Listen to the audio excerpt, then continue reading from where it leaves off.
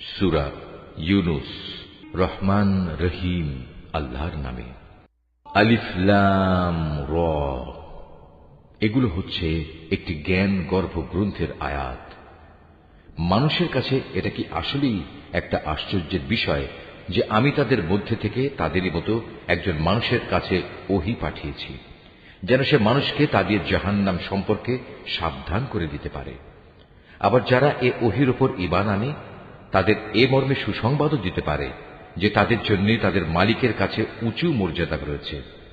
কাফেররা এমনি আশ্চর্যান্বিত হয়ে পড়ল যে তারা বলল, অবশ্যই এ ব্যক্তি একজন সুদক্ষ জাদুকর। হে মানুষ, তোমাদের মালিক হচ্ছেন আল্লাহ তাআলা, যিনি আকাশমণ্ডলী ও পৃথিবীকে 6 দিনে পয়দা করেছেন। অতঃপর তিনি আরশে সমাসীন হন। তিনি এর যাবতীয় কাজ স্বহস্তে নিয়ন্ত্রণ করেন। কেউই তাঁর অনুমতি ছাড়া কারো জন্য সুপারিশকারী হতে পারে না। এই হচ্ছেন তোমাদের মালিক আল্লাহ তাআলা। অতএব তোমরা তাঁরই ইবাদত করো। তোমরা কি আসল কথা অনুধাবন করবে না? মৃত্যুর পর তোমাদের সবার ফিরে যাবার জায়গা হবে একমাত্র তাঁর কাছে। সেখানে গিয়ে তোমরা আল্লাহ তাআলা সকল প্রতিশ্রুতি সত্য পাবে। তিনি এ সৃষ্টির অস্তিত্ব দান করেন। মৃত্যুর পর তিনি আবার তাকে তার জীবন ফিরিয়ে দেবেন, যাতে করে যারা তার উপর ঈমান আনে, ভালো কাজ করে, যথার্থ ইনসাফের সাথে তিনি তাদের কাজের বিনিময় দান করতে পারেন এবং একথাটাও পরিষ্কার করে দিতে পারেন। যারা আল্লাহ তাআলাকে অস্বীকার করে তাদের জন্য উত্তপ্ত পানীয় ও কঠিন শাস্তি রয়েছে, কেননা তারা পরকালের এ শাস্তি অস্বীকার করত। সে মহান আল্লাহ তাআলা সূর্যকে প্রখর তেজোদ্দীপ্ত করে বানিয়েছেন এবং চাঁদকে বানিয়েছেন জ্যোতির্ময়। অতঃপর আকাশে তার জন্য কিছু মঞ্জিল তিনি নির্দিষ্ট করে দিয়েছেন, যাতে করে এর নিয়ম দ্বারা তোমরা বছরের গণনা এবং দিন তারিখের হিসাবটা জানতে পারো। আসলে আল্লাহ তাআলা যে এসব কিছু পয়দা করে রেখেছেন তার কোনোটাই তিনি নিরর্থক করেননি। যারা সৃষ্টি রহস্য সম্পর্কে জানতে চায় তাদের জন্য আল্লাহ তাআলা তার নিদর্শন খুলে খুলে বর্ণনা করেন। অবশ্যই দিন ও রাতের পরিবর্তনে এবং আল্লাহ তাআলা যা কিছু এ আসমান সমূহ ও জমিনের মাঝে পয়দা করেছেন তার প্রতিটি জিনিসের মাঝে পরেজগার লোকদের জন্য আল্লাহ তাআলাকে চেনার নিদর্শন রয়েছে। মানুষের মাঝে যারা মৃত্যুর পর আমার সাথে সাক্ষাতের প্রত্যাশী নয়, যারা এ পার্থিব জীবন নিয়েই সন্তুষ্ট এবং এখানকার সবকিছু নিয়েই পরিতৃপ্ত, সর্বোপরি যারা আমার সৃষ্টি বৈচিত্র্যের নিদর্শন সমূহ থেকে গাফেল থাকে, তারাই হচ্ছে সেসব লোক যাদের নিশ্চিত ঠিকানা হবে জাহান্নামের আগুন। এ হচ্ছে তাদের সে কর্মফল যা তারা দুনিয়ার জীবনে অর্জন করেছে। অপরদিকে যারা আল্লাহ তাআলার উপর ঈমান এনেছে এবং নেক কাজ করেছে, তাদের মালিক তাদের এ ঈমানের কারণেই তাদের সঠিক পথ দেখাবেন। তাদের তলদেশ দিয়ে অসংখ্য নিয়ামতে পরিপূর্ণ জান্নাতে সুপেয় ঝর্ণাধারা প্রবাহমান থাকবে। এ সময়ে তাদের মুখে একটি মাত্র ধ্বনি প্রতিধ্বনিত হতে থাকবে, হে আল্লাহ, তুমি কত মহান, কত পবিত্র। সেখানে তাদের পারস্পরিক অভিবাদন হবে সালাম, এবং তাদের শেষ কথা হবে যাবতীয় তারিফ সৃষ্টিকুলের মালিক আল্লাহ তাআলার জন্য।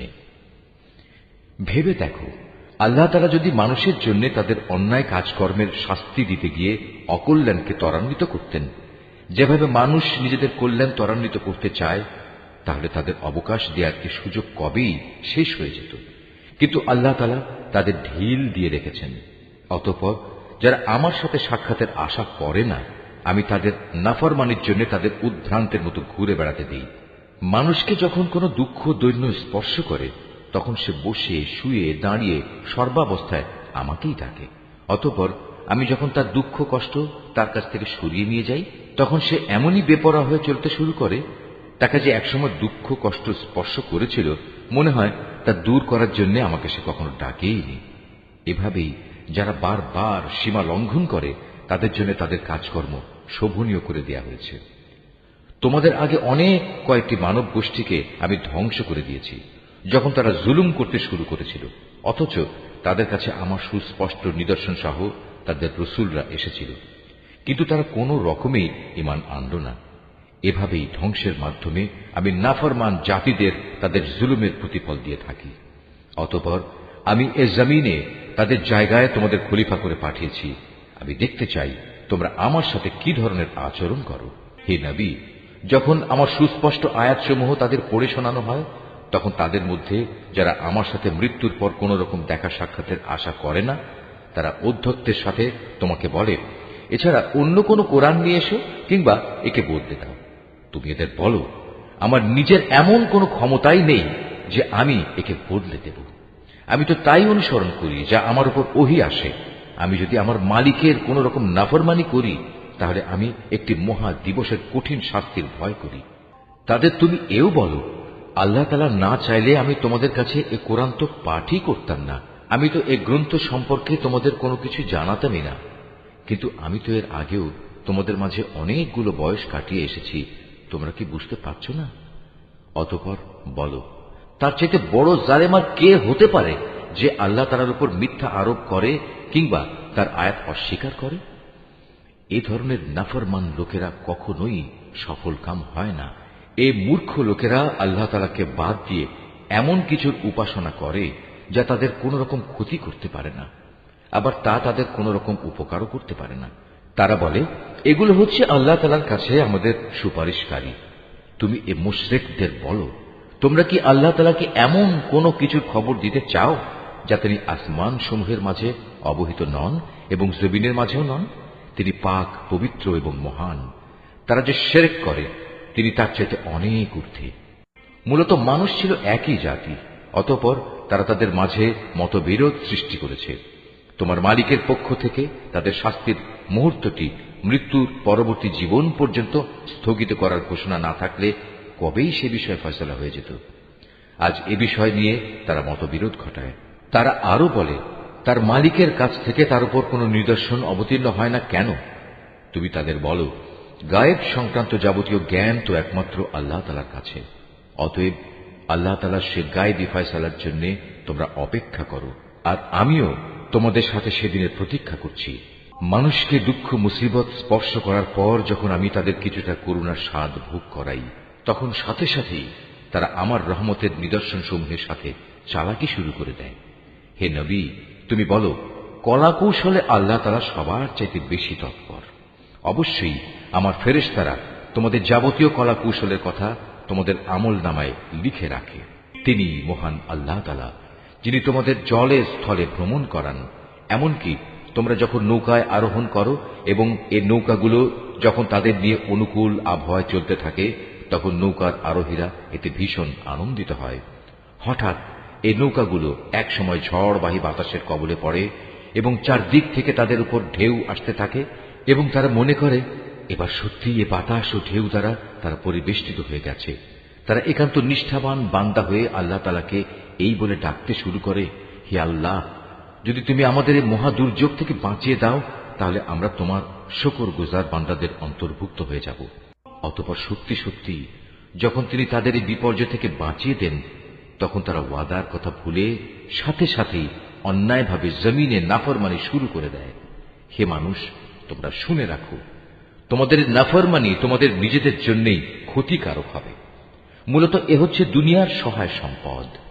অতঃপর তোমাদের আমার কাছেই ফিরে আসতে হবে। তখন আমি তোমাদের বলে দেব দুনিয়ার জীবনে তোমরা কে কি করতে। এ পার্থিব জীবনের উদাহরণ হচ্ছে, যেমন আমি আকাশ থেকে পানি বর্ষণ করলাম, যা দ্বারা অতঃপর জমিনের গাছপালা ঘন সন্নিবিষ্ট হয়ে উদ্গত হল, যা থেকে মানুষ ও জন্তু জানোয়াররা তাদের আহার সংগ্রহ করল। এরপর একদিন যখন জমিন তার সৌন্দর্যের রূপ ধারণ করল এবং আপন সৌন্দর্যে সে শোভিত হয়ে উঠল, তখন এসব দেখে তার জমিনের মালিক মনে করল তারা বুঝি এর ফসল ভোগ করার উপর এখন সম্পূর্ণ ক্ষমতাবান হয়ে গেছে। এ সময় হঠাৎ করে রাতে কিংবা দিনে আমার আযাবের ফয়সালা তাদের উপর আপতিত হল। ফলে আমি তাদের এমন ভাবে নির্মূল করে দিলাম যেন গতকাল পর্যন্ত এখানে তার কোনো অস্তিত্বই ছিল না। এভাবেই আমি আমার আয়াতসমূহ সেসব জাতির জন্য খুলে খুলে বর্ণনা করি যারা এ সম্পর্কে চিন্তা ভাবনা করে। হে মানুষ, তোমরা এ পার্থিব জীবনের ধোঁকায় পড়ে আছো, অথচ আল্লাহ তাআলা তোমাদের চিরস্থায়ী এক শান্তির নিবাসের দিকে ডাকছেন। তিনি যাকে ইচ্ছা করেন তাকে সহজ সরল পথে পরিচালিত করেন। যারা ভালো কাজ করেছে যাবতীয় কল্যাণ তো থাকবে তাদের জন্যই, এবং থাকবে তার চাইতেও বেশি। সেদিন তাদের চেহারা কোনো কালিমা ও হীনতা দ্বারা আচ্ছন্ন থাকবে না। তারাই হবে জান্নাতের অধিবাসী, তারা সেখানে থাকবে চিরদিন। অপরদিকে যারা মন্দ কাজ করেছে তাদের মন্দের প্রতিফল তেমন মন্দই হবে। অপমান তাদের আচ্ছন্ন করে ফেলবে। সেদিন আল্লাহর আযাব থেকে তাদের রক্ষাকারী কেউই থাকবে না। তাদের চেহারা এমনই কালো হবে যেন রাতের অন্ধকার ছিঁড়ে তার একটি টুকরো তাদের মুখের উপর ছেয়ে দেওয়া হয়েছে। এরা হচ্ছে জাহান্নামের অধিবাসী, সেখানে তারা চিরদিন থাকবে। হে নবী, তুমি তাদের সেদিনের ব্যাপারে সাবধান করো যেদিন আমি তাদের সবাইকে আমার সামনে একত্রিত করব। অতঃপর যারা আমার সাথে শরীক করেছে তাদের আমি বলবো, তোমরা এবং যাদের তোমরা শরীক করেছ স্ব স্থানে অবস্থান করো। এরপর আমি তাদের এক দলকে আরেক দল থেকে আলাদা করে দেব এবং যাদের তারা শরীক করেছিল তারা বলবে, না, তোমরা তো কখনো আমাদের উপাসনা করতে না। আজ আল্লাহ তাআলাই আমাদের এবং তোমাদের মাঝে সাক্ষ্য প্রদানকারী হিসেবে যথেষ্ট হবেন। আমরা তোমাদের উপাসনার ব্যাপারে আসলেই গাফেল ছিলাম। এভাবেই সেদিন প্রত্যেক ব্যক্তি নিজের কর্মফল যা সে করে এসেছে পুরোপুরি জানতে পারবে এবং সবাইকে তাদের আসল মালিক আল্লাহ তাআলার কাছে ফিরিয়ে নেওয়া হবে। দুনিয়ায় তারা যেসব মিথ্যা ও অলীক কথাবার্তা আল্লাহ তাআলা সম্পর্কে উদ্ভাবন করত, নিমেষেই তা তাদের কাছ থেকে হারিয়ে যাবে। হে নবী, তুমি বলো, সে কে যে তোমাদের আসমান ও জমিন থেকে জীবিকা সরবরাহ করে? অথবা তোমাদের শোনা ও দেখার ক্ষমতা কার কর্তৃত্বাধীন? কে আছে এমন যে জীবিতকে মৃত থেকে আবার মৃতকে জীবিত থেকে বের করে আনে? কে আছে এমন যে এসব কিছুর পরিকল্পনা প্রণয়ন করে? তাদের এসব প্রশ্ন করলে তারা সাথে সাথেই বলে উঠবে, হ্যাঁ, অবশ্যই আল্লাহ। তুমি তাদের বলো, যদি তাই হয় তাহলে সত্য অস্বীকার করার পরিণামকে কি তোমরা ভয় করবে না? তিনি আল্লাহ তাআলা, তিনি তোমাদের আসল মালিক। সত্য আসার পর তাকে না মানা গুমরাহি নয়তো আর কি? সুতরাং তাকে বাদ দিয়ে বলো, তোমরা কোন দিকে ধাবিত হচ্ছ? এভাবেই যারা নাফরমানি করেছে তাদের উপর তোমার মালিকের সে কথাই সত্য বলে প্রমাণিত হলো যে এরা কখনো ঈমান আনবে না। তুমি তাদের আরো বলো, তোমাদের বানানো এসব শরীকদের মধ্যে এমন কেউ কি আছে যে প্রথমবার বানাতে পেরেছিল অতঃপর মৃত্যুর পর আবারও তা তৈরি করতে পারবে? তুমি বলো, আল্লাহ তাআলাই সৃষ্টিকে প্রথম অস্তিত্ব প্রদান করেন, অতঃপর দ্বিতীয়বার তিনিই তাতে পুনরায় জীবন দান করেন। এরপরেও তোমরা কেন বারবার সত্য থেকে বিচ্যুত হচ্ছ? তাদের আরো বলো, তোমাদের বানানো শরীকদের মধ্যে এমন কে আছে যে মানুষকে সঠিক পথ দেখাতে পারে? তুমি বলো, হ্যাঁ, আল্লাহ তাআলাই সঠিক পথ দেখাতে পারেন। যিনি সঠিক পথ দেখান তিনি অনুসরণের বেশি যোগ্য না সে ব্যক্তি যে নিজেই কোনো পথের সন্ধান পায় না যতক্ষণ না তাকে সে পথের সন্ধান দেয়া হয়? তোমাদের একই হলো, কেমন ধরনের ফয়সালা করো তোমরা? তাদের অধিকাংশ ব্যক্তি নিজেদের আন্দাজ অনুমানের অনুসরণ করে, আর সত্যের পরিবর্তে আন্দাজ অনুমান তো কোনো কাজে আসে না। আল্লাহ তাআলা অবশ্যই ওদের কর্মকাণ্ড সম্পর্কে পূর্ণাঙ্গ ওয়াকিবহাল রয়েছেন। এ কোরআন এমন কোন গ্রন্থ নয় যে আল্লাহর ওহী ব্যতিরেকে কারো ইচ্ছা মাফিক বানিয়ে নেওয়া যাবে, বরং এ গ্রন্থ সেসব গ্রন্থের সত্যবাদিতার সাক্ষ্য প্রদান করে যা এর আগে নাজিল হয়েছিল। এতে কোনো সন্দেহ নেই, এটা হচ্ছে সৃষ্টিকুলের মালিক আল্লাহ তাআলার সত্য বিধানসমূহের বিশদ ব্যাখ্যা। তারা কি একথা বলে, এ ব্যক্তি মুহাম্মদ এ গ্রন্থটি রচনা করে নিয়েছে? হে নবী, তুমি এদের বলো, তোমরা তোমাদের দাবিতে যদি সত্যবাদী হও তাহলে তোমরাও এমনই ধরনের একটি সূরা বানিয়ে নিয়ে এসো এবং এ ব্যাপারে আল্লাহ তাআলা ছাড়া আর যাদের যাদের তোমরা ডাকতে চাও ডেকে তাদেরও সাহায্য নাও। আসল কথা হচ্ছে, যে বিষয়ে তারা তাদের জ্ঞান দিয়ে আয়ত্ত করতে পারল না কিংবা মানবীয় জ্ঞান বিজ্ঞানের সীমাবদ্ধতার কারণে যার ব্যাখ্যা এখনো তাদের পর্যন্ত পৌঁছয়নি, তারা তাই অস্বীকার করে বসল। তাদের পূর্ববর্তী মানুষরাও এভাবে অস্বীকার করেছিল। আজ দেখো এই অস্বীকারী জালেমদের পরিণাম কি হয়েছে। তাদের মধ্যে কিছু লোক এই গ্রন্থের উপর ঈমান আনবে, আবার কিছু আছে যারা এতে ঈমান আনবে না। জেনে রেখো, তোমার মালিক কিন্তু এই বিপর্যয় সৃষ্টিকারীদের ভালো করেই জানেন। এত বলা কওয়া সত্ত্বেও তারা যদি তোমাকে মিথ্যা প্রতিপন্ন করতেই থাকে তাহলে তুমি তাদের বলে দাও, দেখো, আমার কাজকর্মের দায়িত্ব আমার উপর আর তোমাদের কাজকর্মের দায়িত্ব তোমাদের উপর। আমি যা কিছু করছি তার জন্য তোমরা দায়ী নাও, আবার তোমরা যা করো তার জন্য আমি দায়ী নই। হে নবী, এদের মধ্যে কিছু লোক এমন আছে যারা তোমার দিকে কান পেতে রাখে। তুমি কি বধিরকে আল্লাহর কালাম শোনাবে, যদিও তারা এর কিছুই বুঝতে পারে না? আবার ওদের মধ্যে কেউ কেউ আছে যারা তোমার দিকে তাকিয়ে থাকে, কিন্তু তুমি কি অন্ধকে পথ দেখাবে, যদিও তারা নিজেরা এর কিছুই দেখতে পায় না? নিঃসন্দেহে আল্লাহ তাআলা মানুষের উপর কোন রকম জুলুম করেন না, বরং আল্লাহর অবাধ্য হয়ে মানুষেরা নিজেরাই নিজেদের উপর জুলুম করে। যেদিন তিনি তাদের সবাইকে একত্রিত করবেন, সেদিন তাদের মনে হবে যেন তারা দুনিয়ায় দিনের একটি ক্ষণ মাত্র কাটিয়ে এসেছে। তখন তারা একজন আরেকজনকে চিনতে পারবে। ক্ষতিগ্রস্ত হয়েছে তারা যারা আল্লাহর সামনাসামনি হওয়াকে অস্বীকার করেছিল। আসলে এই মানুষরা কখনোই হেদায়েত প্রাপ্ত ছিল না। আমি ওদের কাছে যে বিষয়ের ওয়াদা করেছি, তারা কিছু কিছু বিষয় যদি আমি তোমাকে দেখিয়ে দেই, অথবা এর আগেই যদি আমি তোমাকে দুনিয়া থেকে উঠিয়ে নেই, এই উভয় অবস্থায় তাদের আমার কাছে ফিরে আসতে হবে। অতঃপর এরা যা কিছু দুনিয়ায় করত, তার উপর আল্লাহ তাআলাই একক সাক্ষী হবেন। প্রত্যেক উম্মতের জন্যই একজন রসুল আছে। অতঃপর যখনই তাদের কাছে তাদের রসুল এসে যায়, তখন তাদের সাথে আল্লাহ তাআলা সিদ্ধান্ত করার কাজটি ইনসাফের সাথে সম্পন্ন হয়ে যায়। তাদের উপর কখনো জুলুম করা হবে না। এরা ঔদ্ধত্য দেখিয়ে বলে, হে মুসলমানরা, তোমরা যদি সত্যবাদী হও তাহলে বলো, কবে তোমাদের সে আযাবের ওয়াদা ফলবে? তুমি বলো, এটা বলা আমার বিষয় নয়। আল্লাহ তাআলা যা চান তা বেঁধে রেখে আমি তো আমার নিজস্ব ভালো মন্দের অধিকারও রাখি না। আসল কথা হচ্ছে, প্রত্যেক জাতির জন্য আযাব ও ধ্বংসের একটি দিনক্ষণ নির্দিষ্ট করা আছে।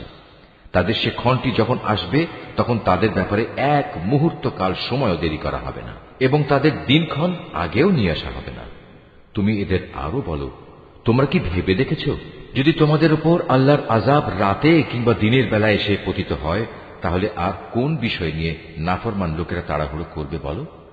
অতঃপর যখন সত্যিই একদিন এ বিষয়টি ঘটবে, তখন কি তোমরা এটা বিশ্বাস করবে? তোমাদের বলা হবে, হ্যাঁ, এখন তো আযাব এসেই গেল, অথচ তোমরা এর জন্যই তাড়াহুড়ো করছিলে। অতঃপর জালেমদের বলা হবে, এবার চিরস্থায়ী জাহান্নামের আযাবের স্বাদ ভোগ করো। দুনিয়ার জীবনে তোমরা যা কিছু অর্জন করেছ, এখন তোমাদের শুধু তারই বিনিময় দেয়া হবে। হে নবী, এরা তোমার কাছে জানতে চায় আযাব সম্পর্কিত সে কথা আসলে কি ঠিক? বলো, হ্যাঁ, আমার মালিকের শপথ, এটা অমোঘ সত্য। জেনে রেখো, প্রতিশোধ নেয়ার ব্যাপারে তোমরা কোনোদিনই তাকে অক্ষম করে দিতে পারবে না। যদি প্রতিটি জালেম ব্যক্তির কাছে সেদিন জমিনের সমুদায় সম্পদ এসে জমা হয়, তাহলে সে তার সবকিছু মুক্তিপণ হিসাবে ব্যয় করে আযাব থেকে বাঁচার চেষ্টা করবে।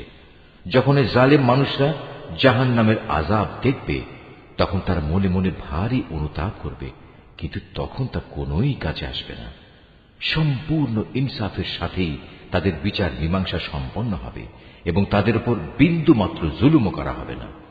মনে রেখো, আসমান সমূহ ও জমিনে যা কিছু আছে তা সব আল্লাহ তাআলার জন্যই। আল্লাহ তাআলা সব কয়টি ওয়াদাই সত্য, কিন্তু অধিকাংশ লোকই তা জানে না। তিনি জীবন দান করেন, তিনি মৃত্যু ঘটান, এবং মৃত্যুর পর তোমাদের সবাইকে তাঁর কাছেই ফিরে যেতে হবে। হে মানুষ, তোমাদের কাছে তোমাদের মালিকের পক্ষ থেকে নসিহত বিশিষ্ট কিতাব এসেছে। এটা মানুষের অন্তরে যেসব ব্যাধি রয়েছে তার প্রতিকার, এবং মোমেনদের জন্য হেদায়েত ও রহমত। হে নবী, তুমি বলো, মানুষের উচিত আল্লাহর এ অনুগ্রহ ও তার রহমতের কারণে আনন্দ প্রকাশ করা, কারণ তারা যা কিছু জ্ঞান ও সম্পদ জমা করেছে, এটা তার চেয়ে অনেক ভালো। তুমি এদের বলো, তোমরা কি কখনো এই কথা চিন্তা করে দেখেছ, আল্লাহ তাআলা তোমাদের জন্য যে রিজিক নাজিল করেছেন, তার মধ্যে থেকে কিছু অংশকে তোমরা হারাম আর কিছু অংশকে হালাল করে নিয়েছ। তুমি এদের আরো বলো, এসব হালাল হারামের ব্যাপারে আল্লাহ তাআলা কি তোমাদের কোনো অনুমতি দিয়েছেন, না তোমরা আল্লাহর প্রতি মিথ্যা আরোপ করছ? যারা আল্লাহর উপর মিথ্যা আরোপ করে, তাদের শেষ বিচারের দিন সম্পর্কে ধারণা কি এই, এটা কখনো আসবেই না? নিঃসন্দেহে আল্লাহ তাআলা বড় অনুগ্রহশীল, তাই তিনি তাদের অবকাশ দিয়ে রেখেছেন, কিন্তু অধিকাংশ মানুষই এজন্য আল্লাহর শুকর আদায় করে না। হে নবী, তুমি যে কাজেই থাকো না কেন, এবং সে কাজ সম্পর্কে কোরআন থেকে যা কিছু তেলাওয়াত করো না কেন, তা আমি জানি। হে মানুষরা, তোমরা যে কোনো কাজ করো, যে কোনো কাজে তোমরা প্রবৃত্ত হও না কেন, আমি তার ব্যাপারে তোমাদের উপর সাক্ষী হয়ে থাকি। তোমার মালিকের দৃষ্টি থেকে একটি অণু পরিমাণ জিনিসও গোপন থাকে না। আসমানে ও জমিনে এর চাইতে ছোট কিংবা এর চাইতে বড় কোনো কিছুই নেই যা এ সুস্পষ্ট গ্রন্থে লিপিবদ্ধ নেই। জেনে রেখো, কিয়ামতের দিন আল্লাহ তাআলার বন্ধুদের জন্য কোনো ভয় নেই। সেদিন তারা চিন্তিতও হবে না। এরা হচ্ছে সেসব লোক যারা আল্লাহর উপর ঈমান এনেছে এবং তাকে ভয় করেছে। এ ধরনের লোকদের জন্য দুনিয়ার জীবনে যেমন সুসংবাদ রয়েছে, তেমনি পরকালের জীবনেও রয়েছে সুসংবাদ। আল্লাহ তাআলার বাণীর কোন রদ বদল হয় না, আর সত্যিকার অর্থে এটা হচ্ছে মহা সাফল্য। হে নবী, তোমাকে তাদের কথা যেন কোনো দুঃখ না দেয়। নিশ্চয়ই মান ইজ্জত সবই আল্লাহ তাআলার করায়ত্তে। তিনি সব কিছু শোনেন, সব কিছু জানেন। জেনে রেখো, যা কিছু আসমানে আছে আবার যা কিছু আছে জমিনে, সবই আল্লাহর অনুগত। যারা আল্লাহ তাআলা ছাড়া কল্পিত শরীকদের ডাকে, তারা তো শুধু কিছু আন্দাজ অনুমানেরই অনুসরণ করে মাত্র। তারা মূলত মিথ্যাবাদী ছাড়া কিছুই নয়। হে মানুষ, তিনি মহান আল্লাহ, যিনি তোমাদের জন্য রাত বানিয়েছেন যাতে করে তোমরা তাতে বিশ্রাম গ্রহণ করতে পারো, আর দিনকে বানিয়েছেন আলোকোজ্জ্বল। অবশ্যই এতে আল্লাহ তাআলার মহত্বের অনেক নিদর্শন রয়েছে সে সম্প্রদায়ের জন্য যারা নিষ্ঠার সাথে শোনে। তারা বলে, আল্লাহ তাআলা নিজের একটি ছেলে বানিয়ে রেখেছেন, অথচ আল্লাহ তাআলা মহাপবিত্র।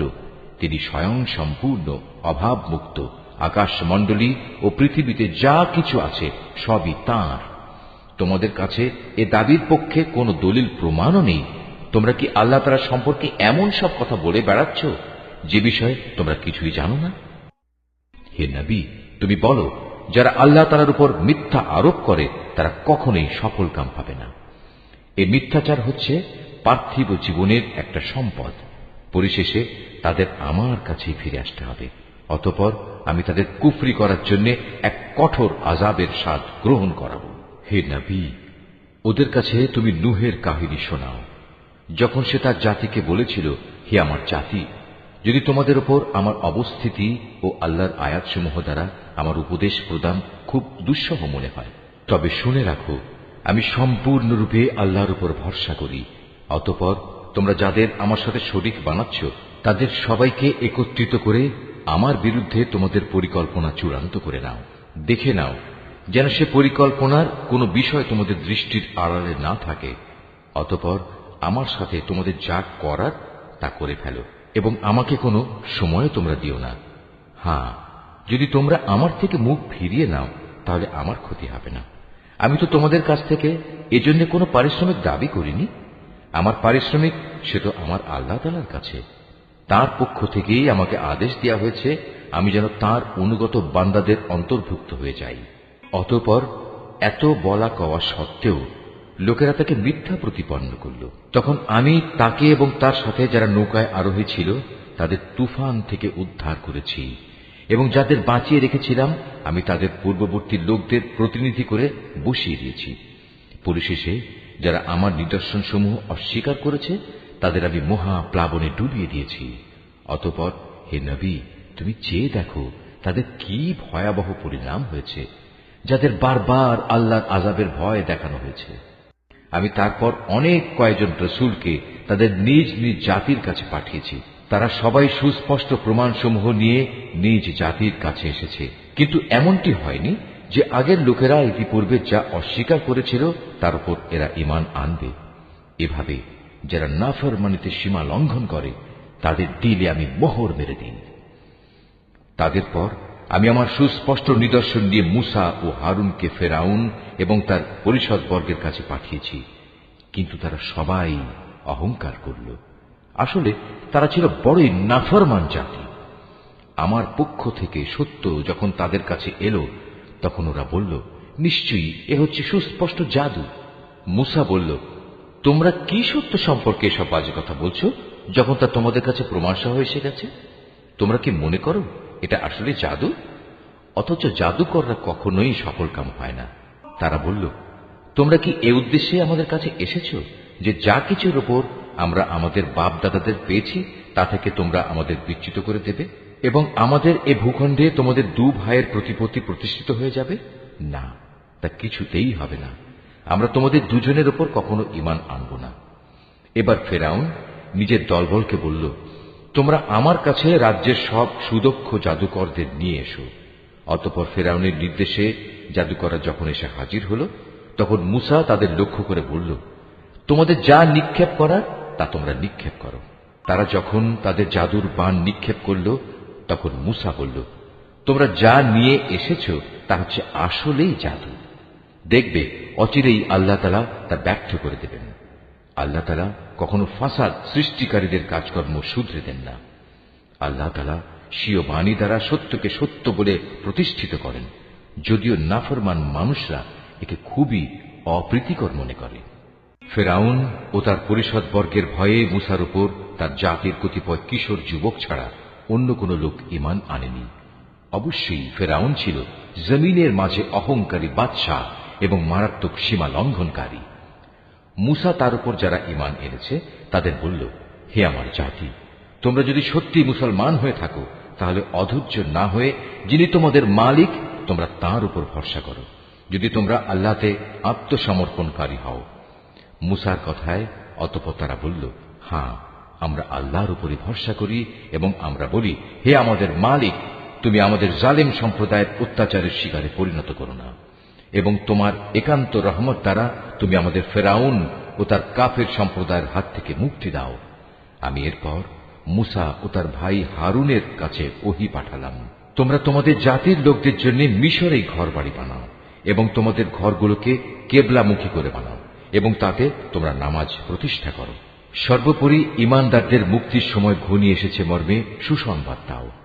মুসা আল্লাহ তাআলাকে বলল, হে আমাদের মালিক, নিঃসন্দেহে তুমি ফেরাউন ও তার মন্ত্রী পরিষদকে দুনিয়ার জীবনে সৌন্দর্যমণ্ডিত উপকরণ এবং ধন সম্পদ দান করে রেখেছ।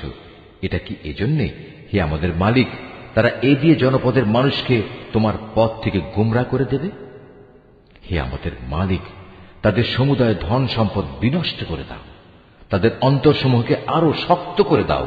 মূলত তারা একটা কঠিন আযাব নাজিল হতে না দেখলে কখনোই ঈমান আনবে না। আল্লাহ তাআলা বললেন, হ্যাঁ, তোমাদের উভয়ের দোয়াই কবুল করা হয়েছে। অতএব তোমরা দ্বীনের উপর সুদৃঢ় হয়ে দাঁড়িয়ে থাকো। তোমরা দুজন কখনো সেসব লোকের কথার অনুসরণ করো না যারা কিছুই জানে না। অতঃপর ঘটনা এমন হল, আমি বনী ইসরায়েলদের সাগর পার করিয়ে দিলাম। এরপর ফেরাউন ও তার সৈন্য সামন্ত বিদ্বেষ পরায়ণতা ও সীমা লঙ্ঘন করার জন্য তাদের পিছু নিল। এমনকি যখন সে দলবল সহ সাগরের অথই ঢেউয়ে ডুবতে থাকল, তখন সে বলল, এখন আমি ঈমান আনলাম যে মাবুদের উপর বনী ইসরায়েল ঈমান এনেছে, তিনি ছাড়া দ্বিতীয় কোনো মাবুদ নাই, আমিও তাঁর অনুগতদের একজন।